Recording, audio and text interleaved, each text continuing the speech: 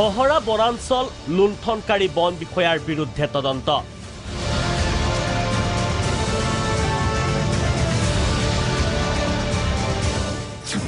অভিযন্তা বলিন দাসৰ সীমাহীন দুৰ্নীতি।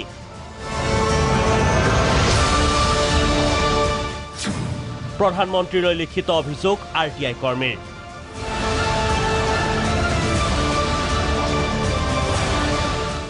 ৰাজহুৱা স্বাৰ্থৰ খাতিৰত দুৰ্নীতিগ্ৰস্ত বিষয়া কৰ্মচাৰীৰ বিৰুদ্ধে সততে সৰব ভূমিকা গ্ৰহণ কৰি আহিছে RTI কৰ্মী দুলাল বৰাই। শেহতীয়াভাৱে দুলাল বৰাৰ অভিযোগৰ ভিত্তিত একাংশ লুণ্ঠনকাৰী বন বিষয়াৰ বিৰুদ্ধে তদন্তত নামিছে ৰাজ্যৰ ভিজিলেন্স এণ্ড এণ্টি কৰাপশ্যন বিভাগ।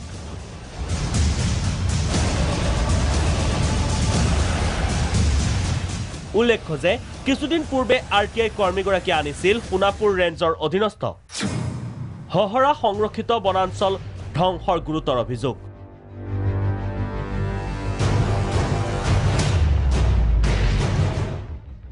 দুলাল বৰাৰ অভিযোগ মতে কোনো ধৰণৰ বৈধ অনুমতি অবিহনে বনাঞ্চলখনত ধ্বংসলীলা চলাই 18টা বৈদ্যুতিক টাৱাৰ তথা এটা খোৱা পানীৰ প্ৰকল্পৰ কাম কাজ অব্যাহত ৰাখিছিল দুটা পৃথক প্ৰতিষ্ঠান ক্ৰমে AEGCL আৰু শিৱম GDCL।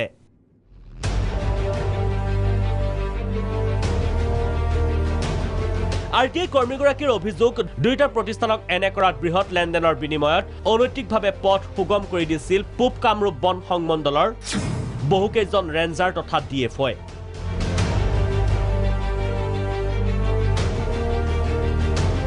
বন বিষয়াৰ এনে কাৰ্যৰ বিৰুদ্ধে বৰাই দাখিল কৰা অভিযোগৰ ভিত্তিত সম্প্ৰতি তদন্ত ৰাখিছে ভিজিলেন্স বিভাগে।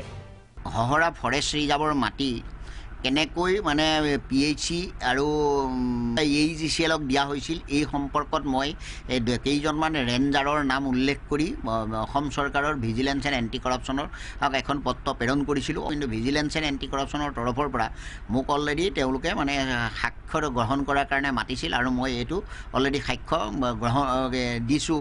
লগতে মই উল্লেখ কৰিছোঁ যে যিহেতু এইখিনি ফৰেষ্টৰ মাটি যদি কাৰোবাক দিব লগা হয় তেতিয়াহ'লে কিন্তু সেইটো চেণ্ট্ৰেল কেবিনেটৰ পাৰ্মিশ্যনৰ দৰকাৰ হয়। তো ভিজিলেন্স এণ্ড এণ্টি কৰাপশ্যনক এইটোৱে অনুৰোধ জনাম যাতে এই মানুহবিলাক যিবিলাক ৰেঞ্জাৰে এনেদৰে মানে দুৰ্নীতি কৰি তেওঁলোকে মানে পইচাৰ বিনিময়ত চৰকাৰী সম্পত্তি আনৰ হাতলৈ যোৱাৰ ব্যৱস্থা কৰালে এই মানুহবিলাক যাতে কেতিয়াও বাচি নাযায় তাৰ প্ৰতি মই আশা কৰিম। আনহাতে কাৰ্বি আংলং জলসিঞ্চনক লুটি পুটি খোৱা সদ্য অৱসৰপ্ৰাপ্ত সহকাৰী অভিযন্তা বলীন্দ্ৰ কুমাৰ দাসৰ দুৰ্নীতি সন্দৰ্ভত সৰব হৈ পৰা দুলাল বৰাই এক লিখিত অভিযোগ দাখিল কৰিছে দেশৰ প্ৰধানমন্ত্ৰীগৰাকীক।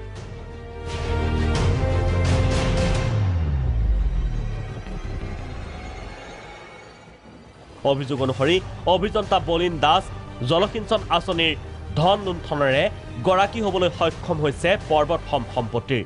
অসম চৰকাৰৰ যিটো গৃহ বিভাগক এই তদন্ত দায়িত্ব দিয়া হৈছে কাৰণ তেওঁৰ এগেইনষ্টত অলৰেডি মানে কৰা হৈছে 73/17 আৰু তেওঁৰ এগেইনষ্টত মানে ডিছপুট থানাত গোচৰ পঞ্জীভূত হৈ আছে। তথাপিতো কিন্তু অসম চৰকাৰৰ গৃহ বিভাগে তেওঁৰ ওপৰত কোনো বিহিত ব্যৱস্থা গ্ৰহণ নকৰে, যাৰ পৰিপ্ৰেক্ষিতত মই ভাৰতৰ প্ৰধানমন্ত্ৰী ডাঙৰীয়াৰ কাৰ্যালয়লৈ এখন পত্ৰ প্ৰেৰণ কৰিছোঁ আৰু তাত মই সকলোবিলাক তথ্য স্পষ্টভাৱে উল্লেখ কৰিছোঁ যে তেওঁ ক'ত কি এনমেলেজ কৰিছে আৰু কেনেকৈ এই তেওঁ চৰকাৰী টকাৰ অপব্যৱহাৰ কৰিলে, কাৰ নামত তেওঁ ভুৱা ফাৰ্ম বনাই কেনেকৈ টকা আত্মসাৎ কৰিলে সকলোবিলাক কথা লিখি মই প্ৰধানমন্ত্ৰী ডাঙৰীয়াৰ কাৰ্যালয়লৈ এখন পত্ৰ প্ৰেৰণ কৰিছিলোঁ।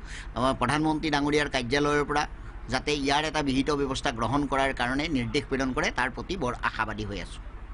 বন ধ্বংসত নামি পৰা এইসকল বন বিষয়া তথা লুণ্ঠনকাৰী অভিযন্তা বলিন দাসৰ বিৰুদ্ধে অব্যাহত তদন্তই কি ৰূপ লয় সেয়া পৰৱৰ্তী সময়ত লক্ষণীয় হ'ব।